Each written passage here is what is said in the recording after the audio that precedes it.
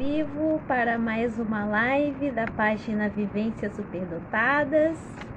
Hoje nós temos um convidado bem especial, se chama Washington Baldez. Nós vamos falar um pouco de literatura e neurodivergência. Eu vou deixar nosso convidado se apresentar, mas aqui dando uma prévia, ele é um economista, escritor, poeta, músico, atleta, pai, superdotado, neurodivergente, e ele vai falar um pouco aí da sua trajetória e o que isso tem a ver com a literatura. Eu vou autorizar a entrada dele aqui na live. Vamos ver.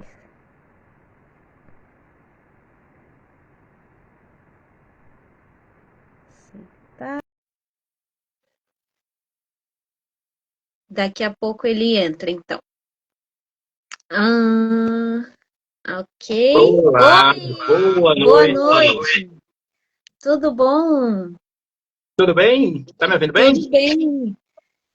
Tô vendo bem, tô ouvindo bem. Ouvindo bem, então tá certo. O Thomas, você conhece? Thomas? É, Thomas Thomas Gomide? Gomide. Sim. É parceiro nosso, tem livro publicado pela editora Hexa, que é a mesma editora que publicou os meus livros, e a gente participou de uma live juntos recentemente sobre uma coletânea que chama Superação. É um grande companheiro aí, escritor. Boa noite para o Thomas Gomide. Que legal, bem-vindo, Thomas. Boa noite. Obrigada aí pela sua presença. Eu fiz uma breve apresentação sua aqui, mas acho que ninguém é melhor do que você mesmo, né, para falar um pouco de você. Falei que a gente vai falar da literatura. Então a gente pode começar aí pela apresentação. Tá certo, o Washington Baldez, né, usa o pseudônimo, o nome artístico de Luxor Kron, já tem aí uns 3 anos, e eu criei o perfil Jardins de Luxor no Instagram e depois em outras plataformas, com o objetivo de divulgar meus poemas autorais e umas poucas músicas também que eu já andei compondo, tá? E aí a receptividade do público foi boa, eu fui me animando de divulgar essas poesias, já consegui lançar aí 2 livros, né?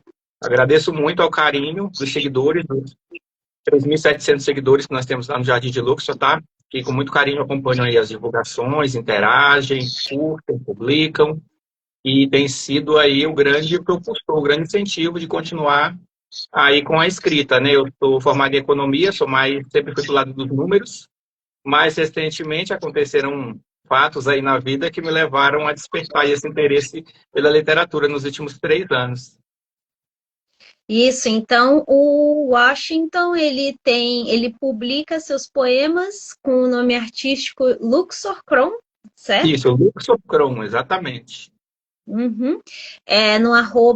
O arroba dele é Jardins de Luxor, a gente vai deixar depois na descrição, quando salvar a live.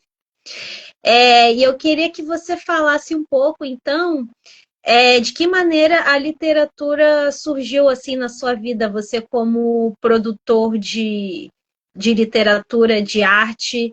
Talvez Uhum. pode começar até antes, né? Você sempre consumiu? Como que foi essa transição, então, de leitor para escritor, né?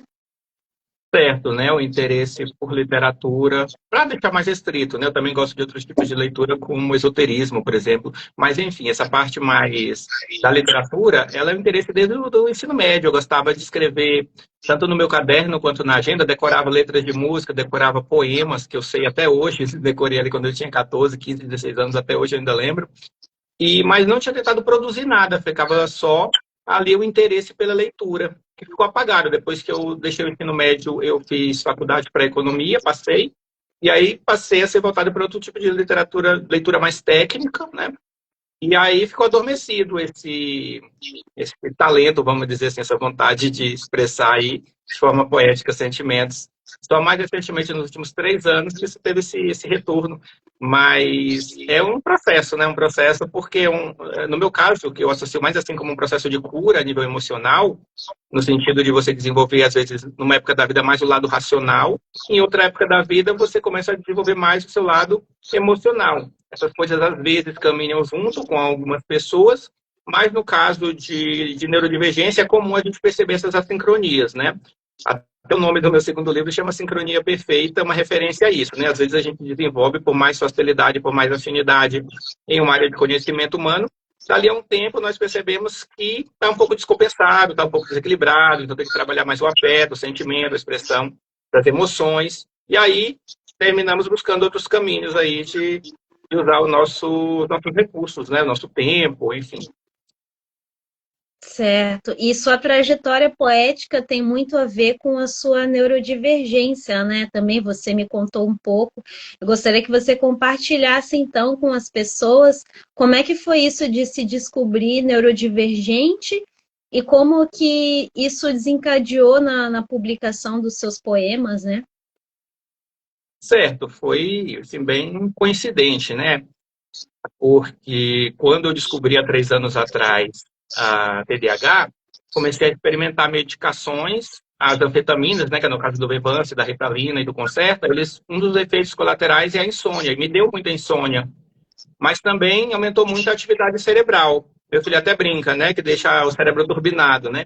Então, ali, às vezes, com tantas ideias, a família toda dormindo à noite, não podia ter nenhuma atividade que pudesse fazer barulho e incomodar o sono das pessoas. Aí as outras atividades que eu gosto são música, que faz barulho, esportes, que faz barulho. Então eu terminei descobrindo, resolvi escrever sobre o que eu estava sentindo, por 2 motivos. Porque tem a questão do cérebro ali, muito em atividade intensa, a questão de não conseguir dormir, e também a vontade de expressar com palavras aquele processo interno que eu estava vivendo. Quer dizer, eu era visto de uma certa forma pelas pessoas mais próximas, e a partir de um determinado momento passei a ser visto de outra forma por conta da descoberta do TDAH. E a forma como eu estava me vendo também, até que ponto a compreensão de si mesmo, a percepção de si mesmo, da interação com as pessoas, do valor que você tem para as pessoas, enfim, tudo isso me trouxe reflexões profundas, e foi isso que fez eu escrever o primeiro dos poemas. E a partir daí vieram os outros, os demais, mas assim, a concepção ideológica de pensar, vou escrever alguma coisa, vou escrever o que está se passando dentro do meu interior. Como que eu percebo que meu valor para as pessoas mudou a partir da descoberta desse transtorno, entre aspas, que é o TDAH, que hoje eu não vejo mais nem como um transtorno, eu vejo mais como um funcionamento, né? Mas naquele momento ali da notícia, né, você passar 43 anos da sua vida acreditando, e dali a um pouco, quer dizer, a pessoa que você é não mudou, mas o conceito que você tem de si mesmo, que é muito importante, isso sim passa por uma certa reavaliação. Pelo menos foi comigo assim quando eu recebi diagnósticos, né, das neurodivergências. Tem um momento de negação, depois um momento de assimilação, e dali a um pouco você começa, às vezes, a produzir coisas a partir daquela nova informação que você teve, né? Eu acredito que esses laudos tardios, eles são muito importantes na vida dos neurodivergentes, ainda que cause algum impacto, algum abalo ali inicialmente, com o tempo as coisas convergem para você usar essa informação em seu favor. Com certeza, é uma coisa que eu tenho sentido também. A sua identificação foi bem tardia, né? Pelo que eu tô vendo. Sim. Como é que foi isso para você? Você olhou para trás e conseguiu achar explicação para muita coisa? Como que foi? Sim, para muita coisa, né? Na verdade, o Thomas Gomide dizendo, eu descobri HSD com 70 anos. Então, a minha não está tardia, não, tá bom, Thomas? A minha com É, 43, 46 anos, aí eu fiquei vou até me reposicionar aqui. A minha descoberta foi intermediária. Mas, não, com certeza, a gente ouve, começa a lembrar dos fatos da vida, às vezes lembra aquelas questões. Quantas vezes o TDAH ouve, né? Fica quieto, menino, fica quieto, menino. E aí o menino vai ficar quieto pelo resto da vida. Isso envolve, às vezes, se restringir, se conter ali para não ser inadequado, para não interferir os outros na hora de falar. A Célia Félix também aparecendo por aqui, parceira lá da FM da Sintonia. Boa noite, tá, Célia? boa Muito bem-vinda. noite, E quantas bem-vindo. vezes a gente começa a refletir nos fatos passados da vida e pensando, por isso que falavam tanto isso para mim. E sempre tem aqueles estereótipos, né? Do menino que tem traços autistas, ou tem nível um que é mais quieto no seu canto, aí acha que só é aquilo. Ou o garoto que decora muita capital e faz conta de cabeça, decora a bandeira dos países, então é isso que é superdotação. Na verdade, não é só isso, né? E o menino mais esquecido e mais agitado termina levando ali nomes da infância de menino lerdo, menino atentado, coisas assim, né? Que hoje a gente sabe que não contribui muito para a formação da personalidade e o conhecimento de todas essas neurodivergências, né? As pessoas até falam que tá na moda agora ser TEA, tá na moda agora ser TDAH, tá na moda ser superdotado. Não é questão disso, a questão é que quando a lupa não estava ali quando não se tinha conhecimento técnico, não tinha profissionais habilitados para ter contato, principalmente na infância, que é quando se percebe essas coisas de forma mais clara, né? Para um outro momento onde isso está sendo mais estudado, claro que os casos vão aparecer mais. Tudo bem que também tem diagnóstico equivocado, como qualquer outra área, também vai ter uma superidentificação, também acredito nisso. Mas o boom que está acontecendo, eu não acredito que seja tudo devido a diagnóstico errado, não. É porque nós estamos olhando com mais atenção para as nossas crianças mesmo e vendo coisas que na nossa geração passava meio batido, né? Ficava só o fica quieto menino. Quer dizer, a terapia hoje do TDAH não é fica quieto menino, né? Não é sai do quarto do outro que tem traço de TEA, porque quer ficar mais lá no seu canto, enfim. Mas, para mim, foi um processo interessante que eu trouxe a arte, como a literatura começou a fazer parte disso, como eu disse, como um processo mais de cura pessoal, de cura emocional, no sentido de que eu trabalhei muito o lado intelectual para conseguir ser bem-sucedido no lado mais prático da vida, e uma hora eu percebo que os mecanismos de defesa que eu criei para lidar com a TDAH fez eu super valorizar o lado do intelecto e encolher o lado do emocional. E aí, bom, sui generis, a poesia para expressar emoções apareceu na minha vida justamente no momento em que eu percebi que eu passei a vida toda silenciando o meu emocional, às vezes para não ser inadequado, às vezes porque com o outro lado da superdotação, né, que veio a descoberta depois, quando você é muito expansivo e se expressa de forma muito intensa, como o TDAH faz, você recebe um retorno negativo. Quando você tira 10 na escola e gabarita as provas, você recebe um retorno positivo. Logo daí, como você se condiciona? É melhor ser menos TDAH e tirar notas boas na escola, que aí as pessoas vão me validar, eu vou receber ali não digo uma atenção, receber ali uns elogios de professores, de pais, e ali você começa a acreditar que esse é o caminho, que, enfim, se você fizer isso o resto da vida, tudo vai dar certo. De fato, muita coisa dá certo, mas chega um ponto que, olha, tem outros aspectos para serem desenvolvidos que, porque as coisas sempre foram assim, sempre deram certo assim, eu não procurei desenvolver. Por isso que eu entendo que, nesse caso, ao menos a minha vida, a literatura e a poesia surgiram como um processo mesmo de cura a nível pessoal, a nível emocional, de autopercepção, de autoconsciência, né? Que é muito comum também na superdotação, né? As pessoas puxarem os fatos da vida para esse lado da introspecção e da autoanálise, de buscar se entender, seu lugar no mundo, sua função no mundo, seu papel no mundo, né?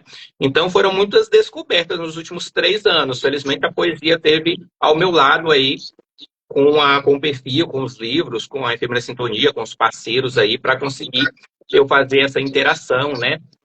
Entre a minha forma de pensar e outras pessoas, que eu percebi que tem muita identificação também. As pessoas terminam se identificando com esses processos. Quando a gente divulga alguns poemas, as pessoas leem e falam, olha, eu também achei legal, também me sinto assim. Uma colega que tentei até falou, olha, adorei esse poema, que pena que não fui eu que escrevi, porque ele é exatamente o que eu queria dizer, se eu pudesse dizer através de versos, né? Mas sim, como você colocou mesmo, né? A literatura ela vai ter arte, pelo menos para mim teve muito esse papel de resgatar um lado meu que ficou ali guardadinho ali por N motivos, né? Tem uma hora que não adianta ficar procurando muito motivo. O importante é a gente caminhar para frente e perceber, olha, não desenvolvi até agora, vamos entrar naquela neura de que a culpa é da mãe, não, porque no psicólogo da psicologia tudo a culpa é da mãe, né? Então, melhor do que ficar botando a culpa na mãe, é melhor vamos escrever uma poesia, vamos fazer uma música, vamos aprender a se expressar, vamos criar outras formas aqui de desenvolver o que ficou aquém aí ao longo da vida, né? Sim. É muito legal essa maneira de pensar, né? Eu tinha pedido para você separar um poema de cada fase, assim, né? Você primeiro descobriu o TDAH, certo? Foi o seu Isso. primeiro diagnóstico, né? Você tem algum poema aí sobre essa fase? Tenho sim, só antes vou só falar que a Célia está lembrando aqui pra gente que hoje é o dia do escritor, então ela está desejando feliz dia do escritor. Felicitação que eu estendo a todos os escritores que estão vendo a live e que vão ver a live futuramente, porque ela vai ficar hospedada aqui nos perfis, né? Então, Legal. feliz dia aí, aqueles que não desistem de transmitir seus pensamentos aí através das letras, tá bom? Bom, separei sim, tá? O primeiro livro, como eu falei para vocês, chama-se dá para ver daí, ó, A Aurora Tardia, onde o tempo não tem espaço, Louco Socrou. Esse foi lançado, os poemas foram escritos, sua maioria, em 2023, e ele foi lançado em 2024. E um dos poemas que abordam o tema se chama Transtorno. Nome sui generis também, né? Então vamos lá. Esqueça, não vou lembrar. Cabeça, só para enfeitar. Bagunça, em todo lugar. Padrões, melhor dispensar. Ordens não vão funcionar. Regras vão cair e quebrar. Liberdade, estou de graça. Intensidade, vou à caça. Saudade, só me abraça. Inadequado, sem perceber. Impulsivo, mesmo sem querer. Ansioso, não espero acontecer. Inteligente, não garanto. Independente, estou pronto. Insuficiente, logo desaponto. Monotonia, odeio, abomino. Urgência, nem sempre termino. Carência, não espero carinho. Tomado pelo transtorno, transcendo. Não perco o controle. Me mostro livre, do poder de ser autêntico. Estranho conviver nesse ninho? Dispense o convite. Me deixe sozinho. Displicente, mas fiel ao meu caminho. Luxor Kron. Muito legal. Eu sei, não sei muito sobre TDAH, né? Mas o que me remete, assim, esse transtorno é um pouco de uma perturbação da ordem, assim, porque eu tenho a impressão que a sociedade, ela quer que fique tudo no seu devido lugar e ordenado, e o TDAH, ele parece que perturba um pouco esse sistema, né? Ele tem a sua impulsividade, a sua intensidade. Eu fiz questionário de TDAH quando eu fiz a minha avaliação e eu marquei ela tudo o contrário, assim, tipo, você perde horário? Não, sou extremamente rígido com horário. Você se confunde com as coisas, você esquece coisa. Não, porque eu acho que eu tenho esse lado do TEA bem rígido, mas isso me faz pensar também como que é ter, então, o autismo e o TDAH ao mesmo tempo, né? Deve ser uma confusão. É complicado, porque as pessoas terminam tentando prever os seus comportamentos. E às vezes você vai ter um comportamento muito TDAH e elas vão esperar aquilo. E dali a pouco você tem um comportamento muito TEA, uma bateria social baixa, um problema de comunicação, uma interação social baixa, e as pessoas acham que você está fazendo aquilo intencionalmente porque você quer fazer ou porque você não gostou de determinada pessoa, associando esse comportamento a um juízo de valor, de personalidade, ou até uma má intenção da sua parte, porque quando essas neurodivergências, quando essas neurodiversidades se misturam, a coisa fica mais complexa até para os profissionais identificarem, quanto mais para as pessoas que lidam conosco, né? Porque é justamente a dificuldade de perceber esse diferente. É muito difícil. Aceitar o diferente, mas perceber o diferente também é complicado. Depois de tantas descobertas, eu parei para pensar o tanto que às vezes é complicado para mim, mas como é complicado também para as pessoas que convivem comigo. Eu comecei a ver do outro lado. Eu fiquei, como deve ser conviver com uma pessoa que tem uma característica, às vezes, tão expansiva, gosta tanto de falar, entra no hiperfoco, não para de falar, fala uma hora sem parar, e outra pessoa que dá um bom dia, vai lá para o seu canto, não fala com ninguém, fica lá retraído, fica recluso, porque ele está num momento de excitação, ali, de sobrecarga emocional, sensorial, uma questão mais do TEA, e está ali no canto dele para poder se regular e daqui a pouco voltar a ter uma interação. Então, tem por momentos, não é que você soma e divide por dois, não é isso, é que tem momentos muito TDAH e momentos muito TEA, né? Mas a literatura, o legal dela é que ela serve para a gente superar esses estereótipos, né? Que se formam, às vezes, de que o TEA só vai querer ficar isolado no canto dele. Não, às vezes ele vai querer uma interação, só que é menor, não é no mesmo nível das pessoas, né? E que o superdotado é só racional, que ele só pensa em números e não transita bem nessa parte mais emocional, não necessariamente, né? Não necessariamente. Diversas formas de você expressar inteligência e superdotação. Inteligência emocional, inclusive, é uma delas, né? Então, quando essas coisas se misturam, o que acontece com um diagnóstico de dupla excepcionalidade, que eu tenho, acredito que você tem também pelo que você falou, né? A gente termina confundindo muito as pessoas. E às vezes até falo, olha, você deveria até ler minha poesia para me entender melhor sobre isso, porque às vezes se você pedir para eu explicar, eu não vou explicar tão bem quanto se você ler minha poesia para poder você entender como é que eu me sinto e como é que eu penso sobre esse assunto, né?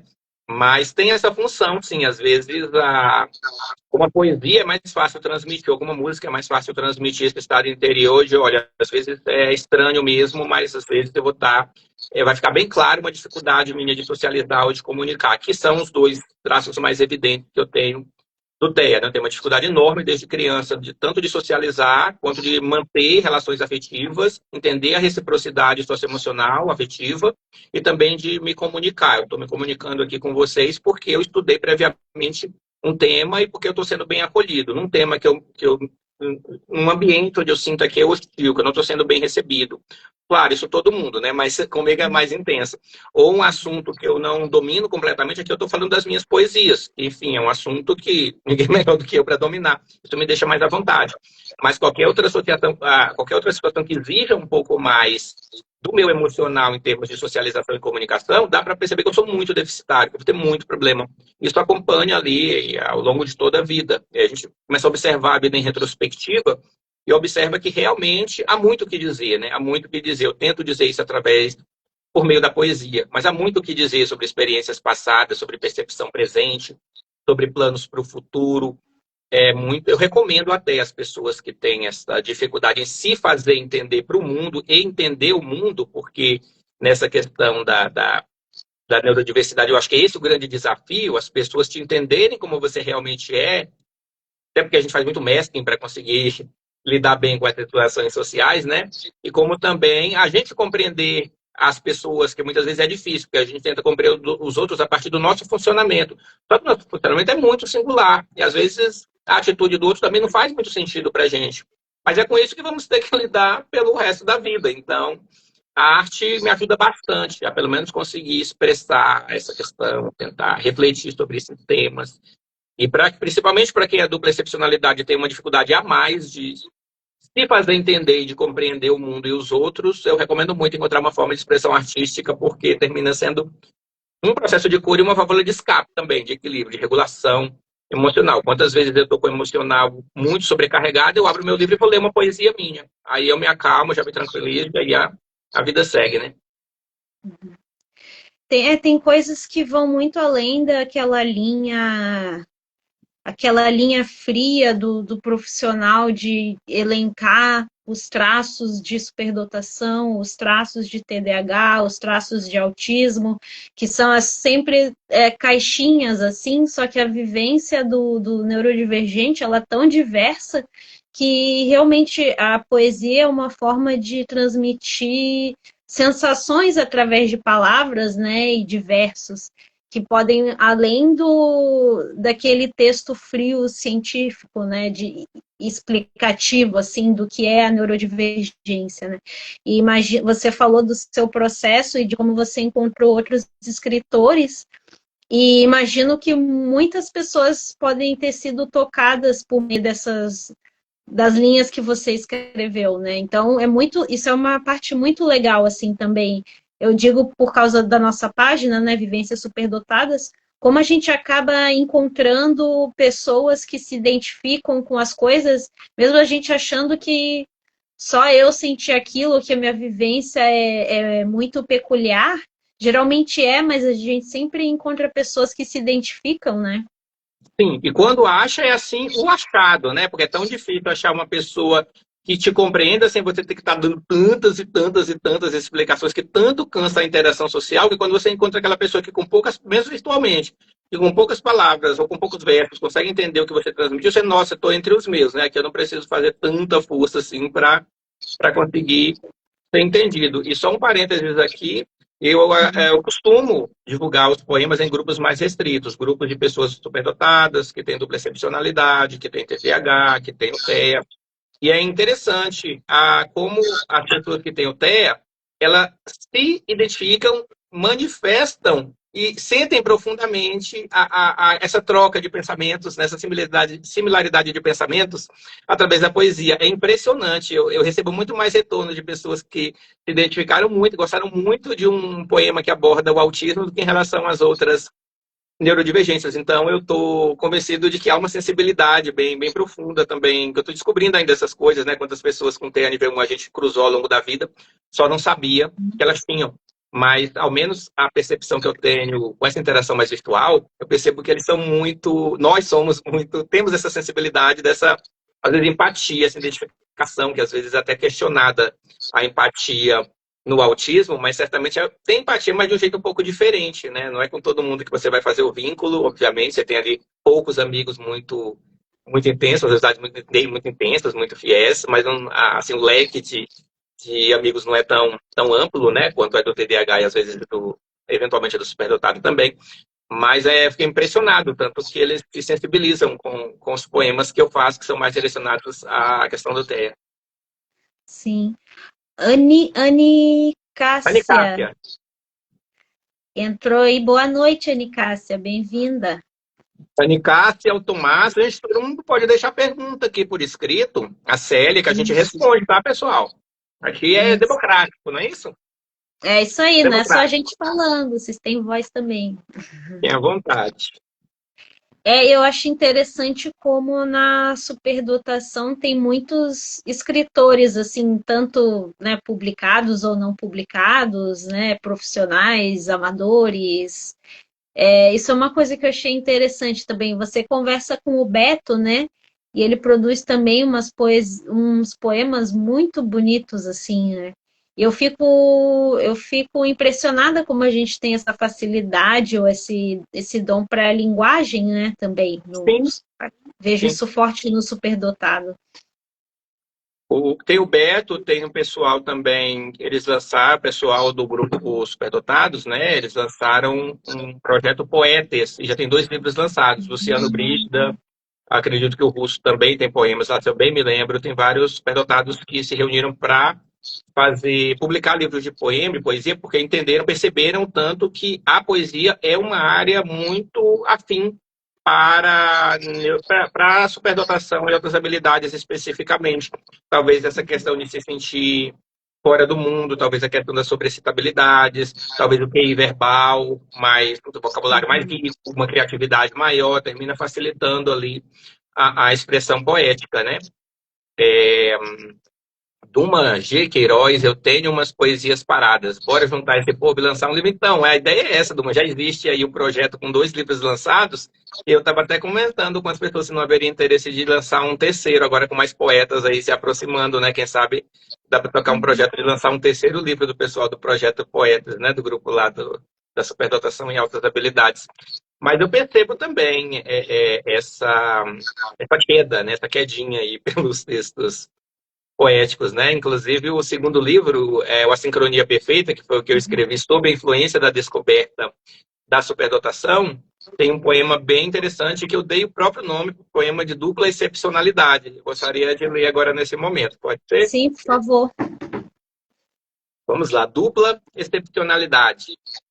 Simples demais para ser sofisticado, diferente demais para fácil ser aceito, ostensivo demais para ser ignorado, complexo demais para ser compreendido, incômodo demais para sociável aparentar, estranho demais para confiável parecer, atípico demais para admirações ostentar, instável demais para enaltecido ser, distante demais para ser empático, genial demais para ser desmerecido, valioso demais para ser abandonado, exótico demais para ser reconhecido.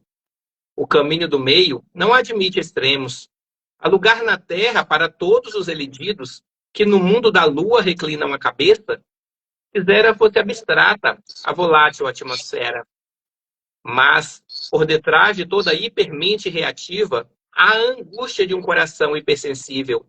Ponderação? Como poderia? Creio impossível, se a justa medida do ser é intangível teoria. Luxocron. Então, esse poema Dupla Excepcionalidade foi feito no sentido de tentar encontrar o seu lugar entre extremos, nessa questão das pessoas, às vezes, observarem um comportamento assíncrono ou realizações muito proeminentes numa área de conhecimento, em outras não dá para entender porque é tão aquém, e a própria interpretação, né? Da nossa personalidade, que às vezes é tão complexo para os outros, e é um desafio para as duas partes, é para quem lida com a gente, e um desafio também nosso ao lidar com os neurotípicos. Então, eu fiz o poema para tentar esclarecer um pouco, sei lá, meio que como um manual de instruções. Olha, observem, saibam que vocês estão lidando com uma pessoa assim, quando estiverem lidando com uma pessoa que vocês saibam que tem dupla excepcionalidade, né?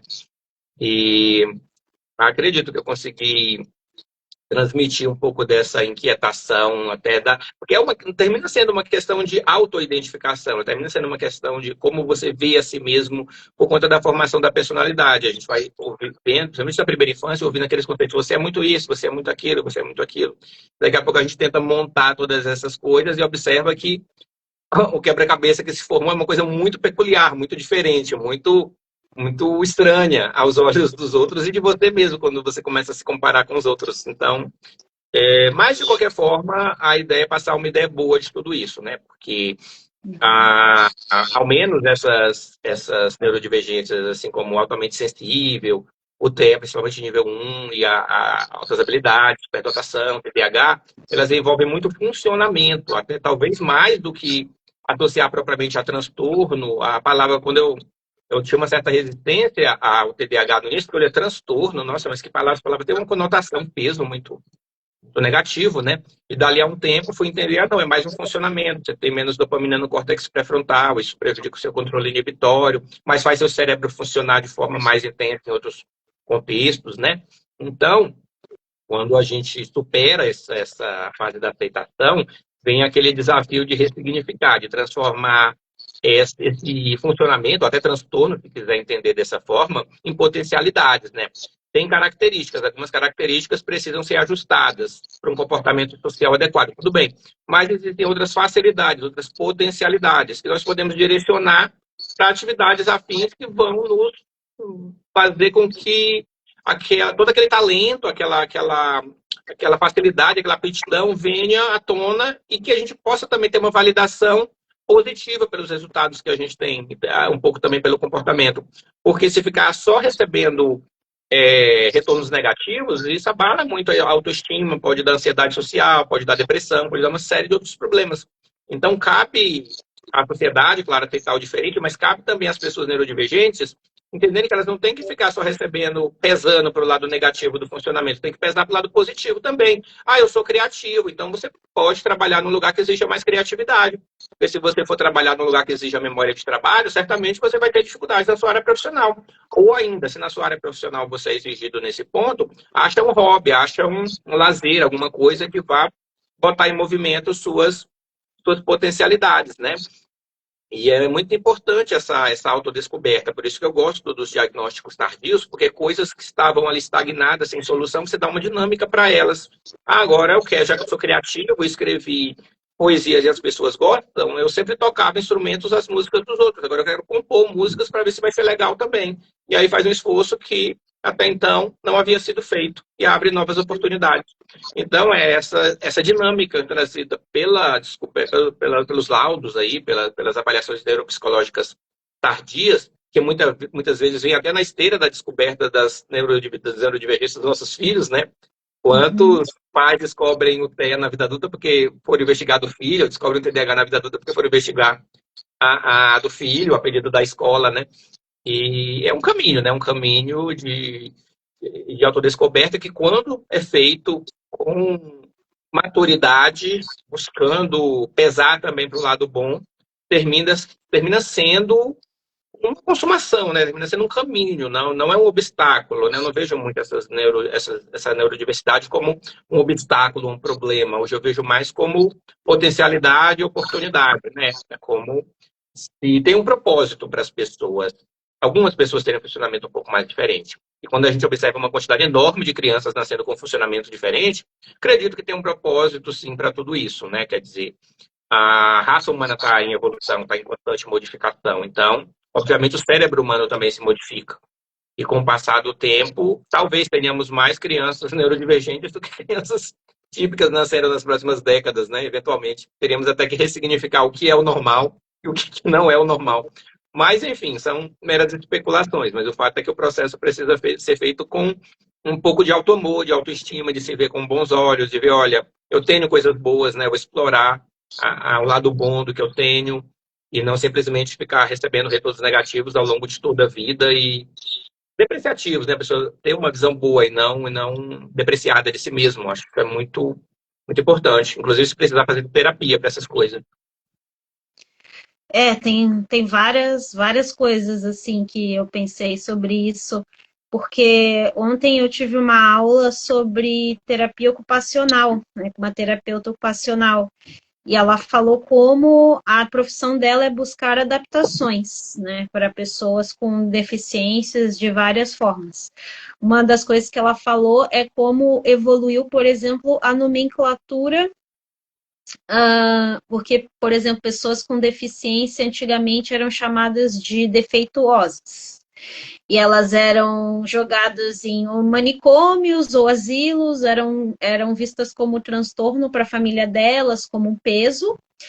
Só que depois da Segunda Guerra Mundial, tinha muitos mutilados de guerra, e isso teve um declínio, pesou na questão da mão de obra. Então surgiu, por exemplo, fonoaudiologia, fisioterapia, terapia ocupacional, com o intuito de reabilitar essas pessoas para elas irem para o mercado de trabalho. Porque a pessoa, às vezes, ela tem uma deficiência, mas ela tem ainda potencialidade, ela ainda tem a contribuir com a sociedade, com ela mesma, assim. E é tudo questão de buscar adaptações para isso. Né? Então, às vezes, de uma grande fraqueza vem grandes forças, né? E isso é uma coisa que, porque eu passei por essa fase depois do meu diagnóstico, de pensar, caraca, tipo, olha toda a dificuldade que eu passei, sabe? E que eu ainda passo, caraca, tipo, que dificuldade e tal. Porque como a gente está em menor número, né? No momento, né? Pode ser que aumente, como você disse, a gente já se sente muito diferente, a gente se sente defeituoso em algum momento. Só que depois dessa aula que eu tive ontem, e também acho que faz parte do processo de aceitação, eu tô vendo, cara, como é que eu posso aproveitar as minhas potencialidades. Tipo, tá, eu tenho minhas fraquezas, mas eu tenho lados muito fortes, assim, que eu posso aproveitar. E para as minhas fraquezas eu posso buscar adaptações, né? Então, isso que você falou me fez pensar nisso, até que talvez com a evolução das coisas, por exemplo, o TDAH, o TEA, que são chamados de transtornos, esse próprio nome transtorno já pesa bastante, né? Sim. Pode ser que com a evolução até mude, né, a nomenclatura e ajude as pessoas a pensar de uma forma diferente, né? É bem É para se interessante. refletir, né? Na verdade, tem um lado bom. Ó, houve um Uhum, aumento, participação aqui do Man Queiroz, uhum, houve um aumento de identificação do TEA nos últimos anos, porque o conceito de TEA mudou e abrange mais, depois virou espectro, né? O Asperger, agora, era alto desempenho, nível um realmente ampliou, porque situações, né, quadros que não eram considerados passaram a ser. Mas essa ideia de transformar limitação em extrair potencial, mesmo numa situação parcialmente limitada, é tudo bem, alguns termos, porque a gente sabe que como que essas coisas evoluem. Os médicos, os profissionais, psiquiatras e psicólogos, eles querem realizar estudos para estabelecer intervenções onde há um déficit, uma limitação, alguma coisa. Se você entender que não há nenhum problema ali, obviamente as áreas de pesquisa, de conhecimento não vão se voltar para a problemática, porque eu vou entender, já que não tem, como acontece às vezes com a superdotação. É um problema ser superdotado? Não, não, a gente não vai se ocupar disso. A gente vai se ocupar do TDAH, vai se ocupar do T, que tem problema de comunicação, às vezes cognitivo, às vezes motor.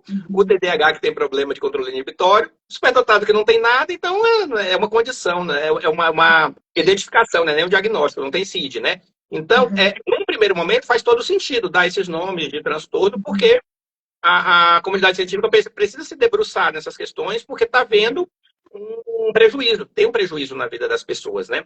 Mas a partir daí dá para qualificar melhor quais prejuízos são realmente de funcionamento, quais prejuízos são déficits, quais prejuízos surgem simplesmente por um funcionamento diferenciado, que não é necessariamente um problema. Você não querer interagir socialmente enquanto está todo mundo fazendo dessa forma não é necessariamente um problema. Às vezes é só um funcionamento. Mas, enfim, na medida em que as coisas vão se aprofundando, né, eu acredito que alguns conceitos podem sim ser reavaliados, né? Mas o interessante é que a contribuição das pessoas que pensam, têm um funcionamento diferente, elas tendem a trazer soluções novas para situações e problemas antigos. É uma tendência, né? Porque é de se esperar, pelo menos, se a pessoa tem um funcionamento um pouco diferente, de repente ela vai ver a coisa por uma ótica que ninguém observou e vai trazer uma contribuição. E se ela fosse rechaçada, deixada de lado, não trouxesse ali sua contribuição para o meio, aquele benefício não viria, né?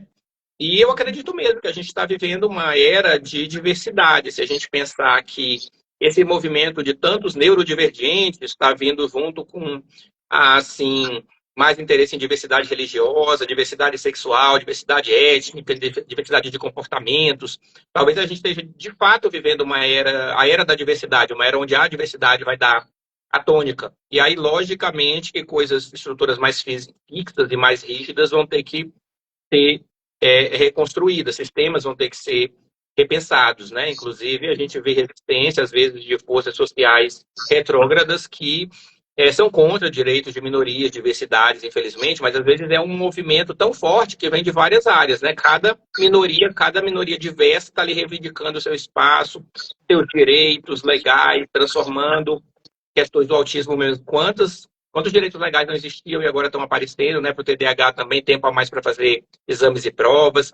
Toda essa questão de trazer essas contribuições de minorias, de pessoas, de grupos, né, que não eram antes tão protegidos, eu acredito que isso é muito bom, porque vai trazer uma contribuição maior a nível social. É um valor social, né? Eu poderia ter uma pessoa com um grande nível de inteligência, mas que é deficitário em algum ponto, ou algum deficiência, sabe que dupla excepcionalidade e deficiência física também é considerada, né? Sim. Ou seja, um superdotado que tenha deficiência visual, ele é duplamente excepcional. No entanto, se essa pessoa for acolhida no mercado de trabalho, olha que contribuição ela poderia dar com sua inteligência. Diferente de uma situação onde você deixe ela, não, esse aqui vai ficar, ele não tem, ele é inválido, então ele não vai contribuir no mercado de trabalho. No entanto, em situações você pode imaginar como ele poderia contribuir com a inteligência dele, ainda que possa ter o problema da deficiência visual. Então, tudo isso mostra que a diversidade ela é um valor social, ela é um bem social, ela é alguma coisa que vai agregar o nosso funcionamento, novas ideias, nova forma de ver as coisas, né? Novas soluções. E tudo isso vai trazer acredito que um funcionamento social mais plural, mais dinâmico, mais inclusivo, porque tem aí uma questão mais humana mesmo, da gente querer trazer por empatia o máximo de pessoas para participar, não ficar à margem, não ser excluído dos processos sociais, mas também a contribuição dessas pessoas para fazer as coisas funcionarem melhor, né?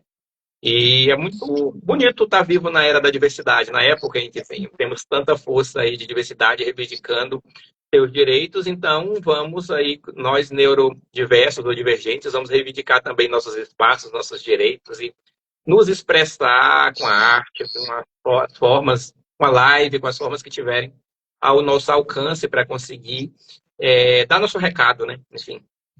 Uhum. Até o Duma, que é o Eduardo, ele está no nosso grupo de WhatsApp do Vivências Superdotadas. Depois eu posso conectar ele com você nesse grupo de escritores, né? Ele falou, acho que falta um movimento social neurodivergente e anticapacitista. Sim, Sim. com certeza, Eduardo. Eduardo falando, aparentemente, superdotação vai entrar no próximo DSM como especificador. Muito legal saber que tem essa tendência, né? Porque o sofrimento emocional do superdotado também precisa de apoio, né? Também precisa de intervenção, normalmente. E falta um movimento, não consegui ler aqui, movimento social neurodivergente, a questão do anticapacitismo, né? Que muitos dos estudiosos da superdotação estão mais para o lado do capacitismo. Renzulli, por exemplo, coloca lá os Três Anéis, né? Uma visão um pouco mais capacitista. Eu gosto mais da visão do Dabrowski, fiz até uma citação de um poema dele no meu livro do A Sincronia Perfeita. Eu nem sabia que o Dabrowski também era poeta, mas além dele fazer as pesquisas na área científica, ele também era poeta. Eu fiz questão de colocar um poema dele como citação no meu segundo livro, né? Então, olhando a coisa mais para o lado das sobrecitabilidades, é muito mais interessante pensar, para mim, né?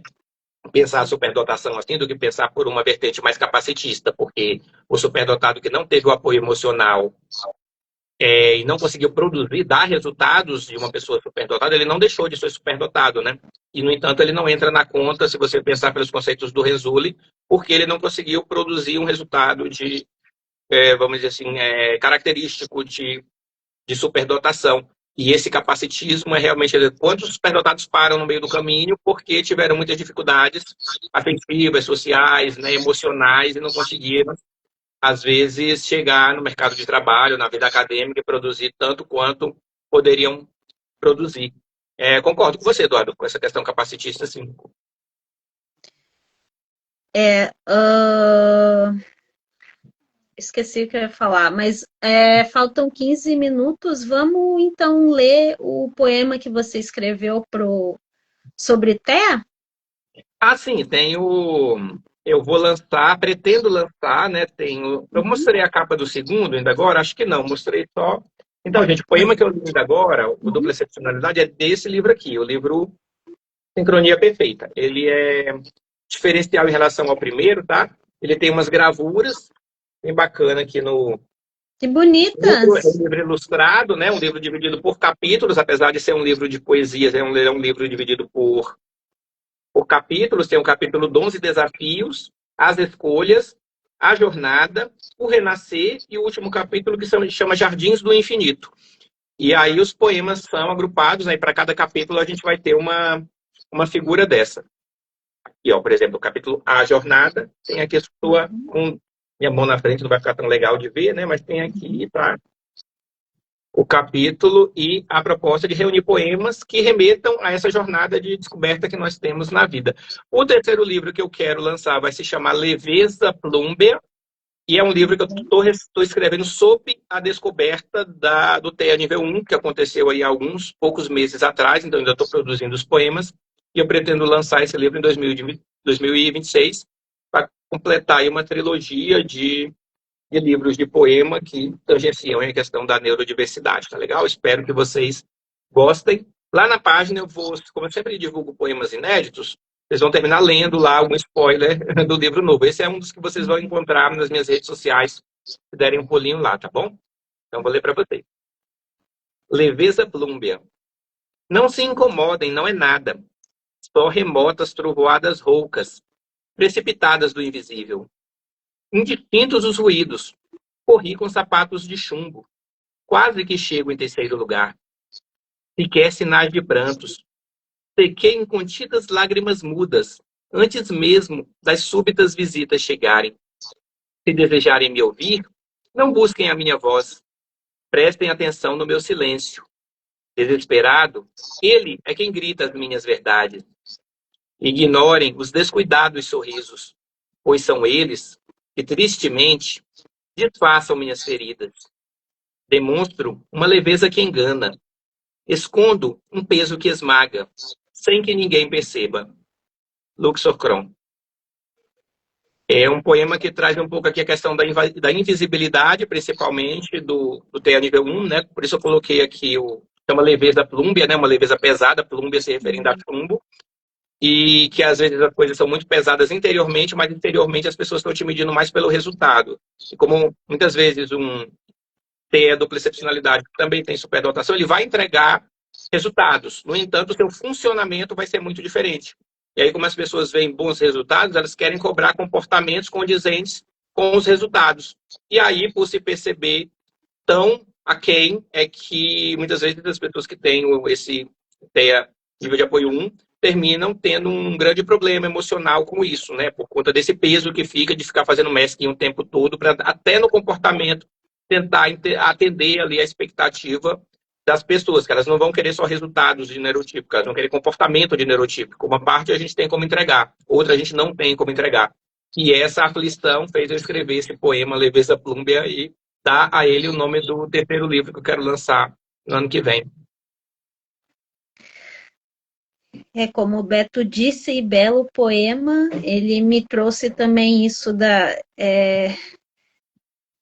reclusão, da invisibilidade, do silêncio.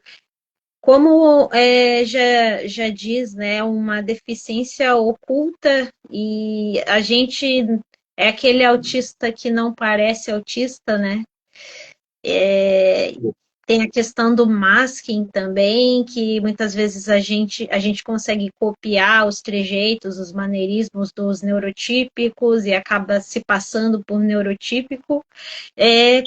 Como foi para você descobrir o TEA? Você já desconfiava? Como que é? Então, foi bem curioso, né? Porque a descoberta do TDAH foi porque eu fui fazer o laudo do meu filho, aproveitei e fiz o meu, porque encontramos bastante similaridades, né? Na hora a nível teórico, de ler mesmo o que acontece, e aí confirmou. A superdotação saiu porque foi feito também um teste de QI inicialmente, depois eu fiz um mais completo para ter certeza, né?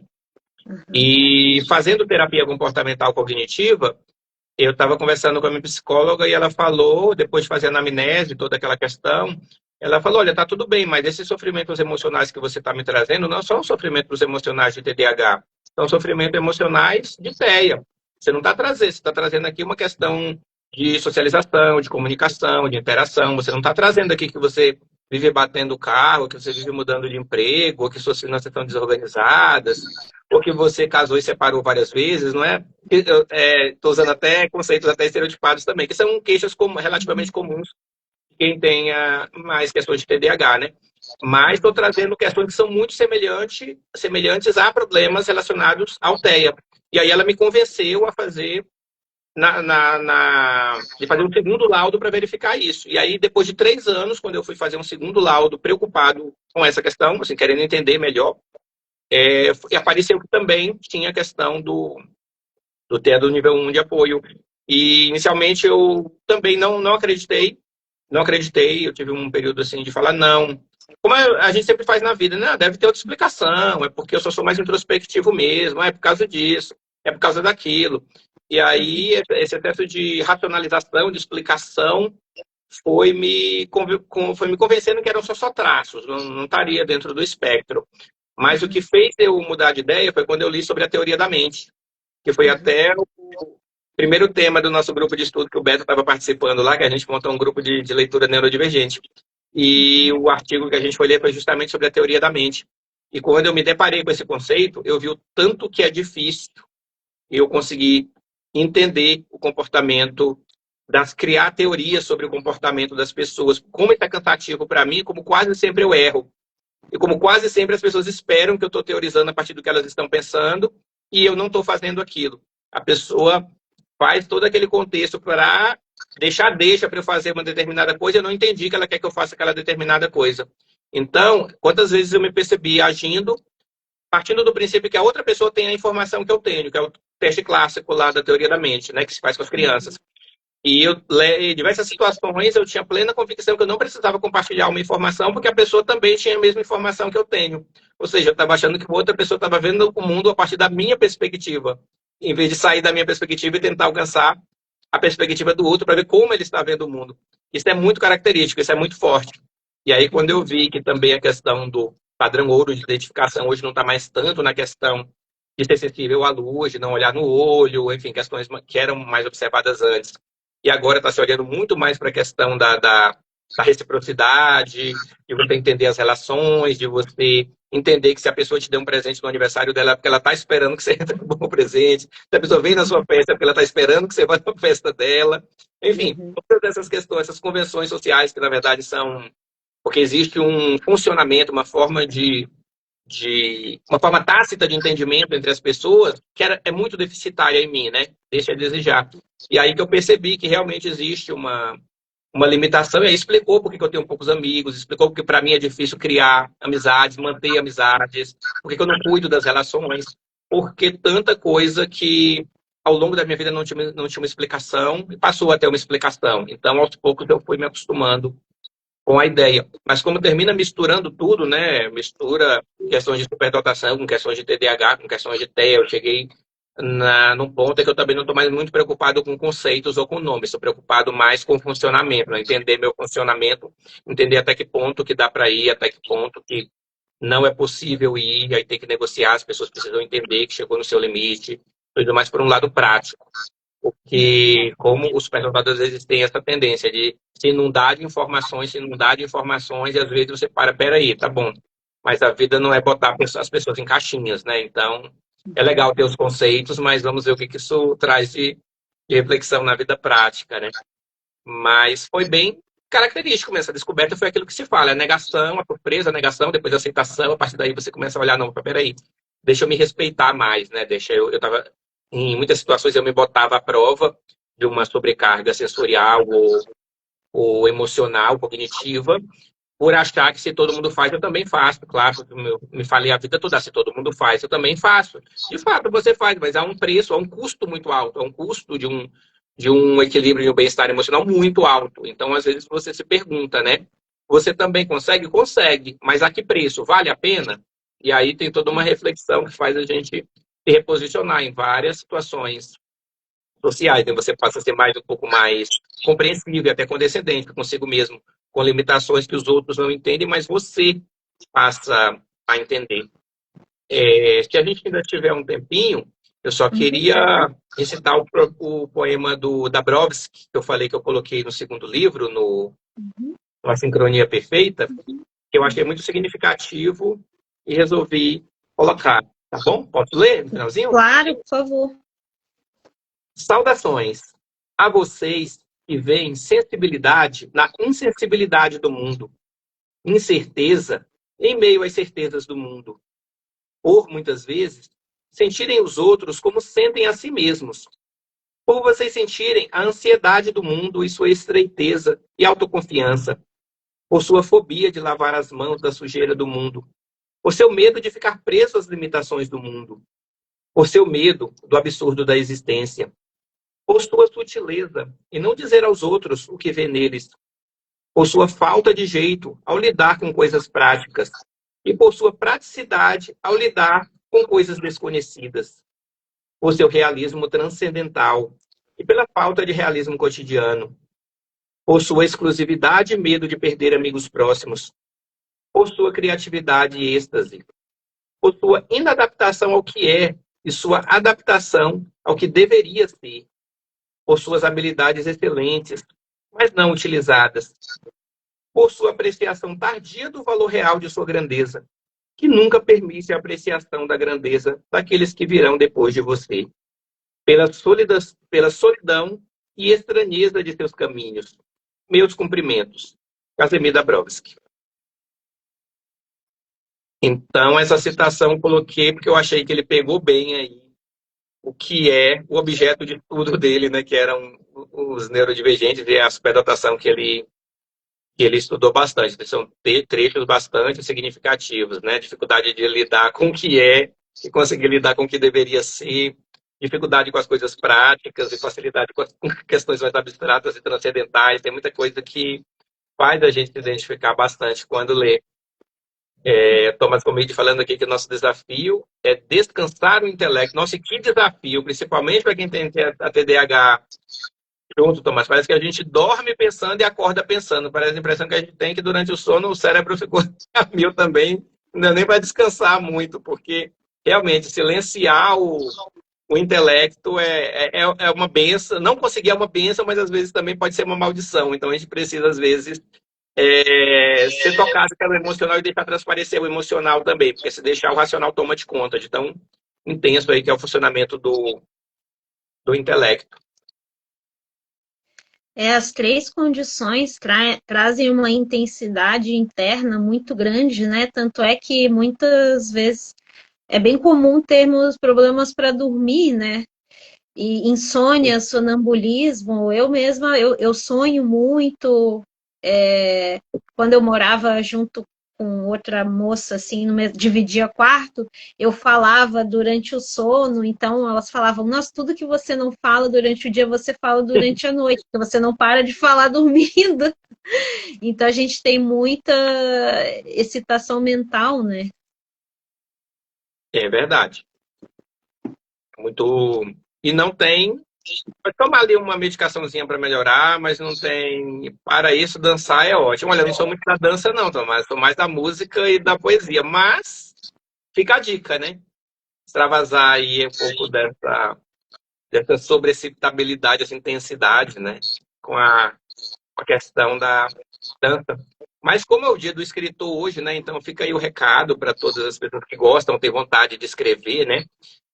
Com neurodivergências ou superdotação, vamos usar aí nossa criatividade, nosso QI verbal, nossa introspecção, nossa profundidade, nossas sobreexcitabilidades aí, a sensorial, imaginativa, intelectual.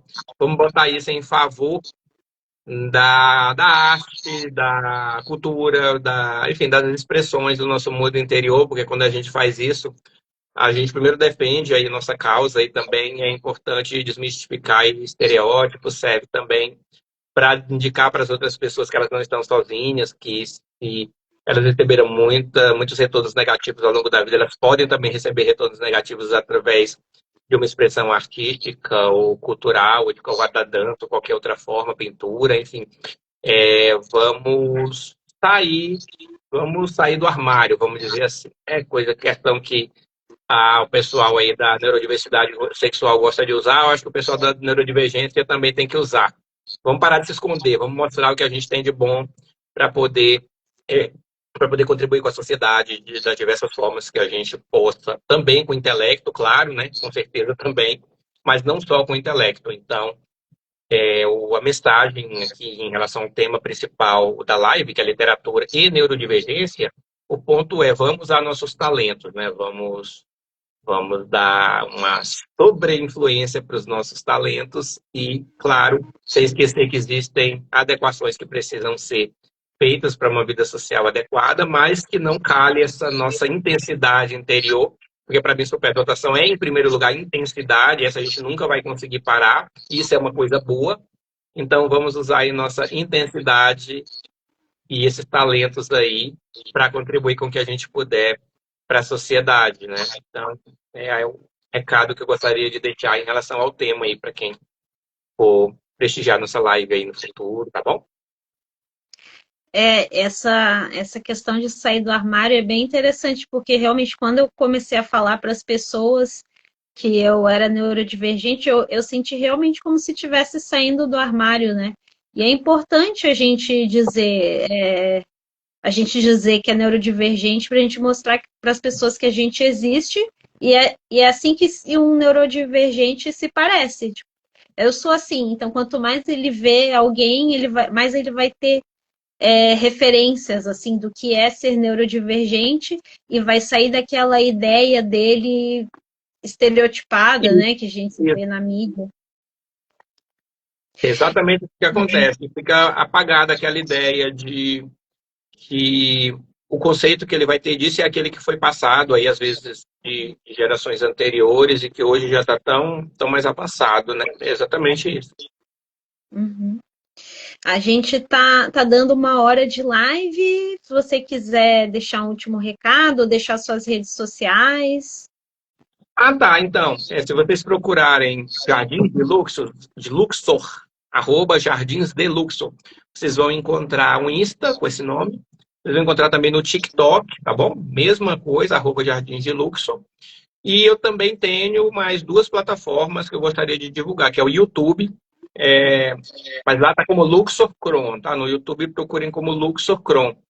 E no Spotify eu tenho um podcast poético, o conteúdo lá é um pouco diferente, eu faço meio que um audiobook, eu faço uma resenha dos meus poemas.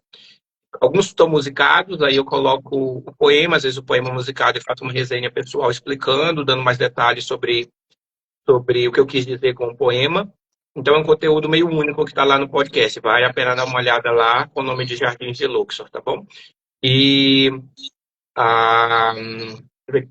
tem meu blog, tem um blog pessoal também, o Prosiverso Jardins de Luxor, também é legal dar uma olhada lá. E eu acho que são esses, né? TikTok, Instagram, YouTube, Spotify, podcast poético. E tá aí os livros, né? Enfim, na Amazon, no link da bio do Insta tem link para comprar diretamente os livros, tá bom? Tanto A Sincronia Perfeita quanto a Aurora Tardia. E se procurar por esses nomes, também do título ou do Jardim ou de Luxor Krum, o autor, vocês acham sem dificuldade lá na Amazon para adquirir.